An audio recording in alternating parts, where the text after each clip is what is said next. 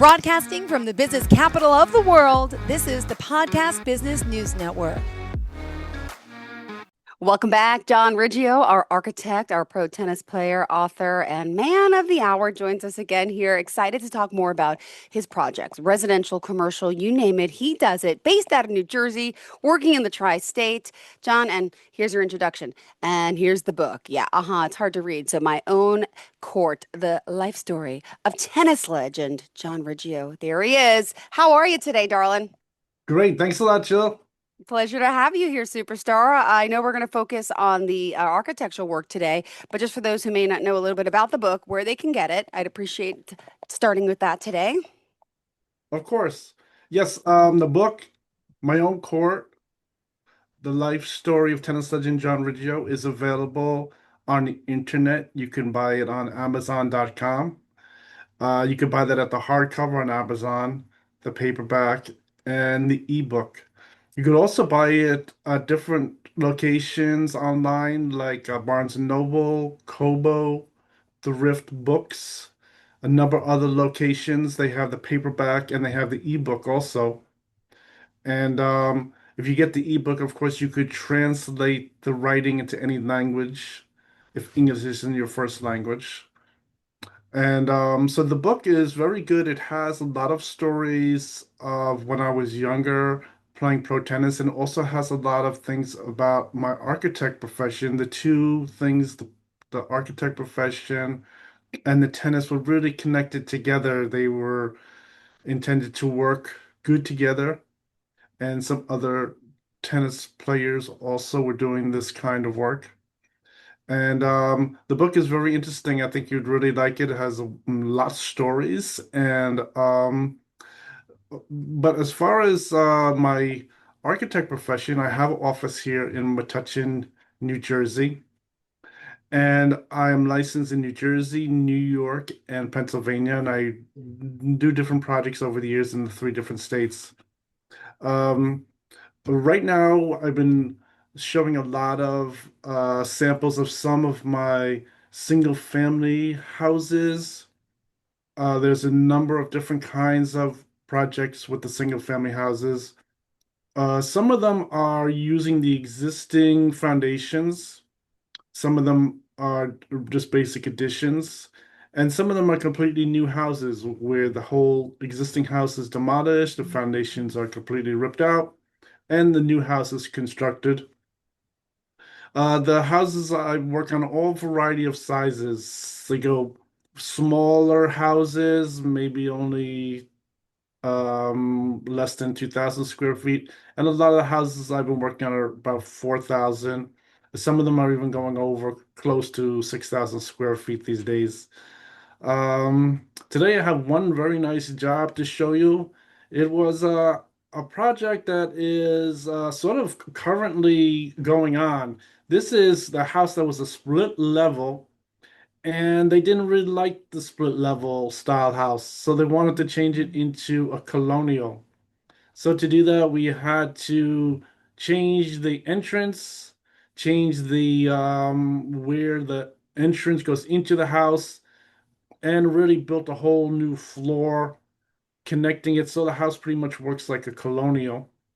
I think one thing I've been discussing on each job is the difference between keeping some of the foundations and just building a whole new house. And I think probably if someone's watching this or listening to the show, they're probably wondering why you would keep some of the house. You figure if you're gonna build such a large house, 4,000, 5,000 square foot house, why wouldn't you just, keep remove all the foundations and always just build a new house? Taxes, Sounds good taxes. for Wait, me. tell us, tell It us what sounds good for me happened. because my fees is larger for the new house, of course. Yes. But what happens is from different projects, some of the owners have described to me what the reason is. And the reason is because they go for a loan to construct the house. And of course, the loan is based off of their income, how much money in savings they have to spend on the project. And some of the factors are even getting the permits. They don't want anything getting stopped. there's always a chance something could get stopped with any of the permits could cause a big problem for them. So what happens is on a lot of jobs, I think most jobs, the numbers coming through like $250,000. It's really like a base amount of money. Then when you get higher to this in the square Mhm. footages, a lot of them will start heading up to like 300, 350, close to $400,000. And a lot of people seem to reach their maximum. So I think one client was explaining to me by keeping the foundations with his loan and the savings, he was able to build a much larger house. And he was able to afford that size house by keeping the foundations, not having to get all the different permits, really spending extra money to demolish and remove the foundations of the existing house, remove it off the property. Mhm. All those started to add up to some money as they approached their limit. So by keeping some of the foundations there and saving some money on the job, they could build a larger house within their budget and everything works about the same. They're still getting the same end a house. It still has a nice value. A lot of the houses I've been working on, the value of the house is coming up to about 1 million, $1.1 million. And even the houses with the addition are coming up to about the same.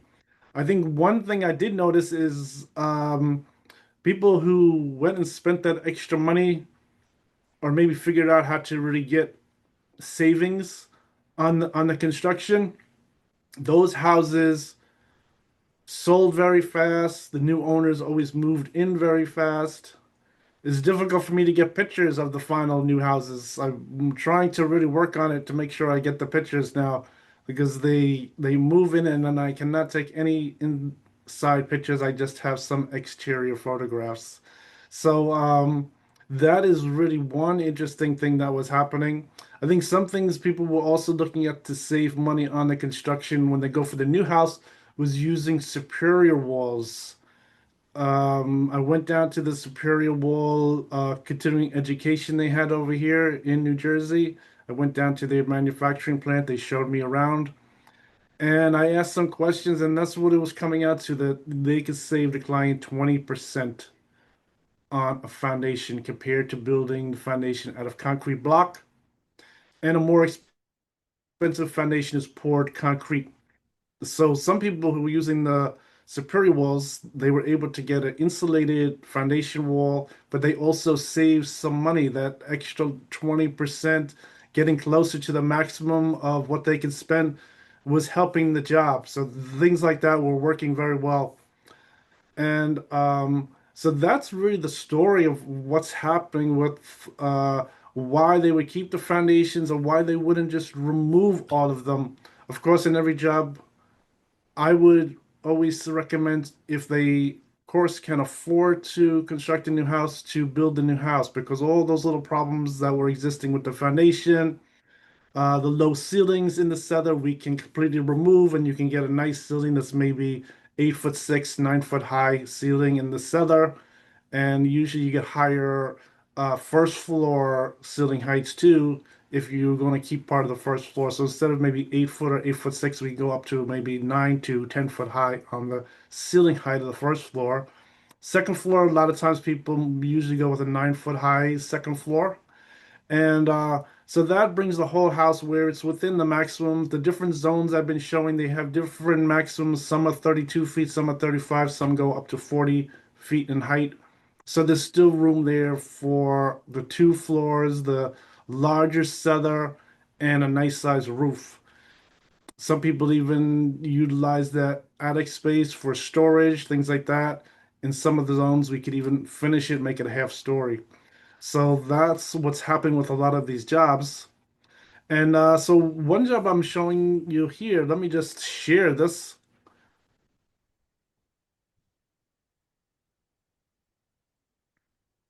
Okay, so this here, let me just start off with the schematic drawing.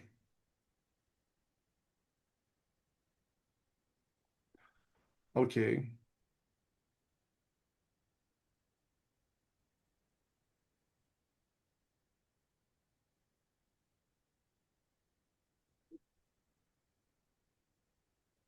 Okay, so this is the schematic drawing of one of the designs. So this was really design number five going through this. I already sat down with the client going through. We adjusted the plan a number of times.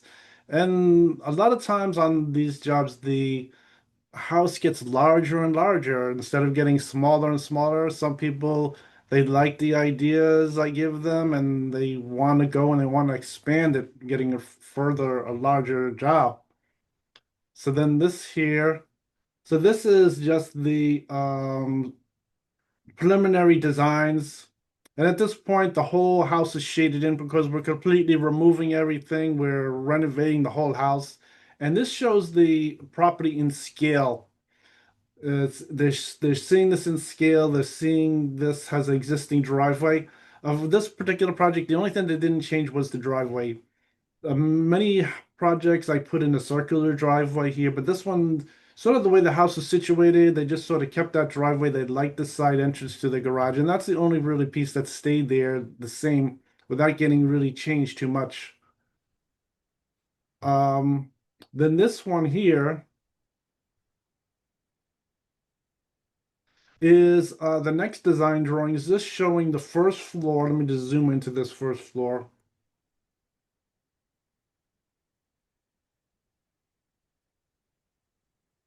Okay, so what's happening here is the garage is pretty much staying the same. They had an existing sunroom. They didn't really want to get rid of it.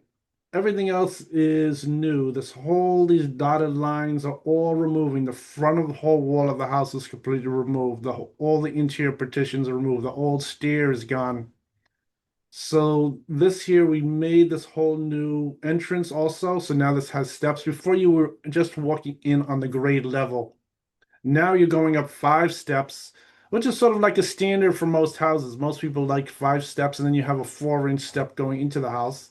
Then you come to this entrance landing, and now the whole floor is aligned. Where you then walk over, you have this big double height space from the entrance all the way across. At the end, you have this wall where you put in a fireplace with the television. And then here you have this nice island with the kitchen. And this whole kitchen is brand new. And here to have the formal dining and some rooms here, prayer room, a pantry room. And then let's go down to the next floor. It's the second floor. And then this whole second floor is brand new. The floor that was there is gone. And you enter in this whole space in here, this double height space is completely open. It has the same type of railings. I made these nice openings with railings, so you walk past them and you look into the double height space. And here you go to this nice L-shaped stair. Then we have this nice open study room. It has a railing with a study room, and you can look all the way across to the double height spaces. This one is going across all the way 42 feet all the way across from this open study room wall all the way across to the master bedroom wall. It's very large. Then this here has a hallway. It goes into where you have one bedroom, two bedrooms, and they both share a bathroom in the hallway. Then you have the closed laundry room on the second floor. This is a standard for most houses. Most people don't like bringing the clothes down to the cellar anymore. This would add a space. They could have the laundry room on the second floor. Then here we have a bedroom where it has its own bath. This next bedroom also has its own bathroom with the walk-in closet. And then, of course, you have the double doors leading into the master bedroom with the dressing room on this one, two small closets, and then also has a big walk-in closet too. And then the bathroom has a large whirlpool tub, has a nice standing shower, of course, two lavatories and the toilet. So then let me go to the next drawing on this. So this particular job, what I was doing is selling them on this double height space. They couldn't visualize it that well. So this shows the whole new roof. And this shows the double height space with the arched openings and the railings in there, and then the L-shaped stair going to the second floor. So they really liked this idea. I showed them this idea, showing this section, and it was okay. I think the only thing about this project, which was different than some of the others, is them wanting to keep the old fireplace that was there next to the garage. So that involved extending the roof chimney all the way past the roof. So let me get to the next one. Okay, and then this is the proposed elevations. And this just shows the pretty much the elevations of a very long house. So it's to make it where it sort of has a lot of interest. I just showed the different features showing thin stone and then drive it in between them. So you get sort of like this nice master bedroom. Sort of has this. You look at it, you see it must have like a special room there, and then the entrance with a nice double height space. This has the bay window here and some fixed windows, picture windows up along the wall in that large volume of space there. And then this just shows the other elevations, just shows the side elevation, the rear elevation, and then the other side elevation. Then from there, we finalized the design. We might have made some more fine changes before it was finished, and then went over to the set of construction drawings. Um, so this house, it came out to 4,700 square feet. It's a nice large size house. And in this zone, they can build the house up to 40 feet, which is pretty large. Then this just shows the building characteristics, all kinds of basic calculations of volume and things like this. So let me just zoom out of here. Okay, so now this here is the plot plan. It just describes all the work that's involved. And this is standard of any project that I work on. Then the next sheet from there goes to the construction drawings. And pretty much this is just showing the new foundations, showing all the different construction of the walls here, details, window schedules, things like that. Depending on the jobs, some jobs I would provide a window schedule. A lot of times the window schedule in has to do with also the manufacturer of the windows. Some people are was pretty sure what they want to get. A lot of times on these projects, I usually use Anderson 400 series as a standard just to go by. And so that is usually how those drawings are put together. Then the next drawing, Now, this is all done, by the way, just on, there's an app, there's a computer system. This is not you with your pencil anymore, right? Or do you still have to no, do those type of drafts? Just curious. This is like all, you do this on the computer in a program somehow, like yes, I use CAD software and I really CAD. draw using my keyboard and the Okay. mouse, and I use the software and it works really good. Um, Certainly this is much faster than the old days of manual drawing. It turns out I was going through school, and as I graduated and got into the work world, everyone was changing from manual drawing to CAD. And I really excelled at the CAD drawing. Was able to help some offices really change over to CAD. And I was really the first one to really start using my plotter machine. I was printing out blueprints, line drawings in blue lines. And when I brought them to the building department, they were really impressed with them. At first, they weren't sure if those were blueprints or printed. And when I explained to them their computer drawings that I printed out, they were amazingly impressed. They couldn't believe it.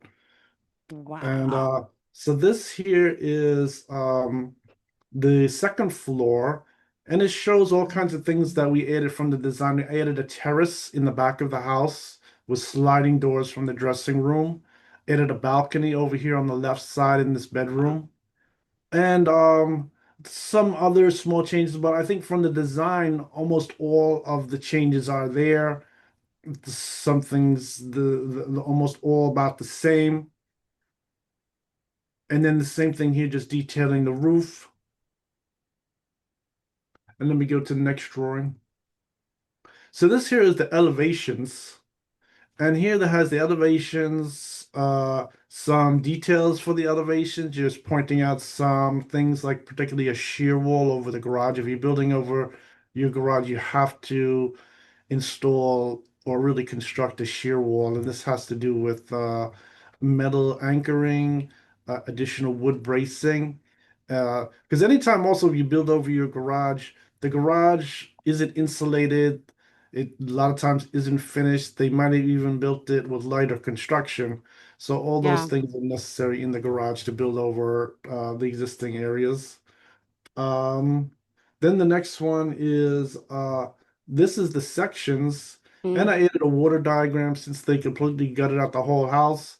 There's new water piping, Mm-hmm. usual gas and water piping. A lot of times I would recommend electrical, but a lot of people they like to stick to a lot of gas fixtures. They like to keep a variety of different fuels. They like to keep the natural gas. Some people, what they have been also installing is something called a generic uh, electric generator. It works on natural gas. So you take the natural gas line, you connect it to something called a generic um, gas generator, and it's on the outside of your house. So if your electricity shuts off or you don't want to spend too much on just electricity, what you do is they have this generator that turns on and it generates electricity, and the electricity goes into your house through the same electrical panel that you would use from the direct utility, and it powers the whole house. So in case there's a blackout, the generic unit turns on using natural gas and has the whole house working on electricity. So it was really a trend. A lot of people they want to get these. Some of the house projects they did put in the generic electric unit. It works pretty good. Just from natural gas, just generates the electricity. And I think a lot of people have an idea to put it in. Yeah. They maybe they want to put it in the future. Sometimes I put it on the drawings. Sometimes they change their mind. A lot of it has to do with the initial cost. They could always put that unit in later. It depends on what their budget is, and a lot of times as the project goes on, there's all kinds of interesting budget issues.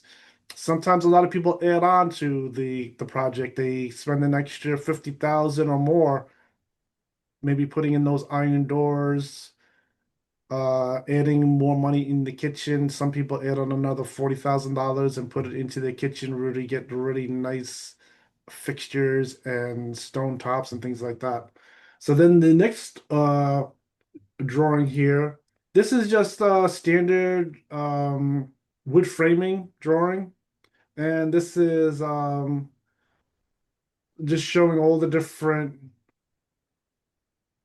construction for the house, so the contractor knows how to put the how the framing is supposed to go on the drawing. Then the next one here is a mechanical drawing, and this is a new this isn't new. This is just a requirement. Depends on the house, what type of construction is, if there's questions about the heating and cooling system, and then also this type of drawing helps the contractor with installing the system. He gets an idea of where the heating units are going to go, where the each heating unit is going to connect it to heat and cool the whole house. And that's pretty much where that is. So let me just go over and have some photographs of this house. So this here, let's go over and share this. Okay, okay, good. All right, so then this house here, you can see that this is the front of the house.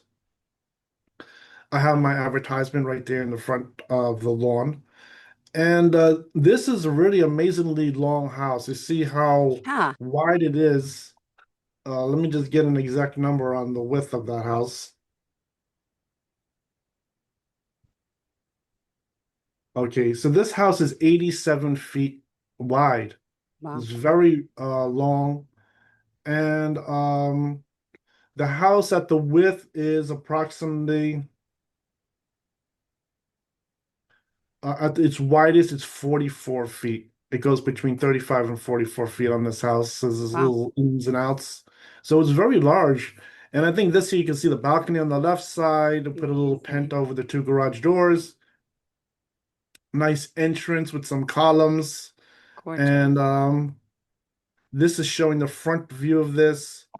So this shows the new entrance and the double doors, all of the windows that are shown in the elevation.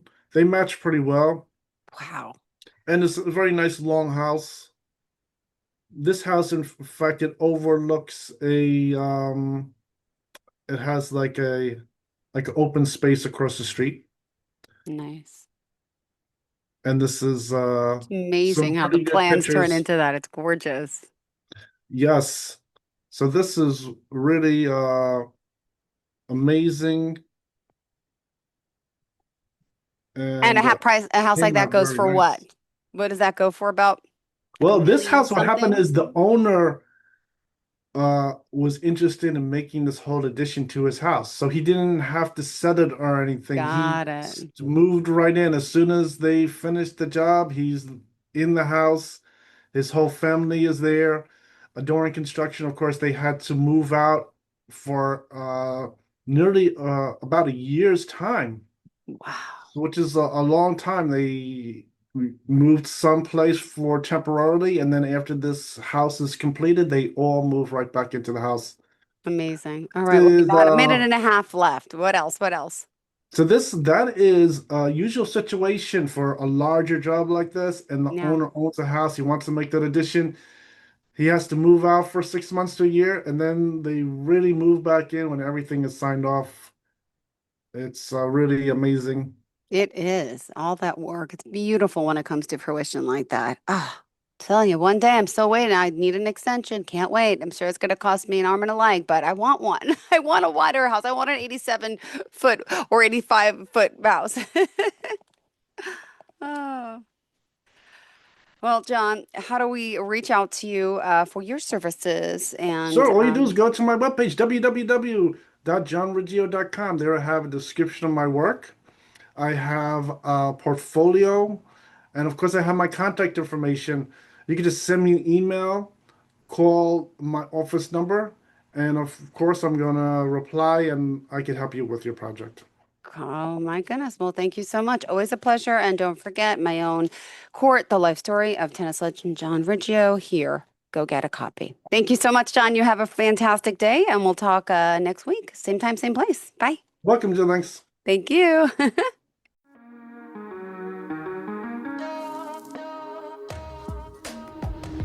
Broadcasting from the business capital of the world, this is the Podcast Business News Network.